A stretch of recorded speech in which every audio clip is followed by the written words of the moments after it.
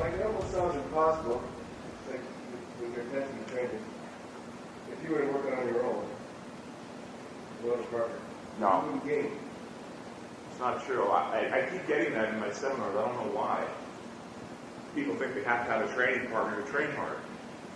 Well, it does help, though. You can't push yourself harder when you do it. Well, there are certain exercises where you obviously can't do force reps, perhaps negatives, without a training partner. But the vast majority of exercises, if you use a little innovation, you can devise ways of doing force reps. For example, in the dips, you stand on a chair. You go into the top position and continue to lower yourself, or use your feet as an aid. If you don't have a training partner and you want to do force reps for your arms, you do concentration curls using the free hand to assist. If you're doing dumbbell laterals, you want to continue doing negative or forced reps. When you can't do any more positive reps, you curl the weight to here, extend the arms out, and lower slowly under control. Very simple. There's a lot of things you can do. Chinning.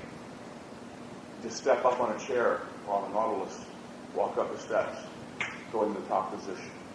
But even if you can't do those things, you still train as hard as you can to at least go to positive failure. And it may be that you don't have to train with 100% intensity. It's never been proven conclusively that you have to train with 100% intensity to induce maximum growth stimulation. Maybe it's only 85%. But there is definitely a threshold of intensity you've got to pass beyond to stimulate muscular growth. There's a certain threshold called the threshold of intensity beyond which you have to go to stimulate growth. Maybe it's only 85%, but I ask you the question, how do you accurately measure 85% intensity? There's only two measurements of intensity you can measure accurately, 0% and 100%. When you're not exerting yourself at all, that's 0% intensity. And when you're exerting yourself maximally, as hard as you possibly can, you can't push any harder, then you know you're pushing 100%. And when you're pushing 100%, you know you can't go any further.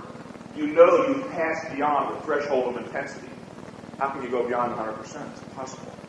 Maybe you only needed 90%. But as long as you pass over 90%, you're safe. You know you've stimulated growth. So you're safe in going to failure every time. And there are some people who simply don't want to train this way. It's only recommended for those who want to stimulate maximal increases in size and strength. It's not for the casual enthusiast. It's for the serious bodybuilder, the obsessive nut. That'd be a little crazy.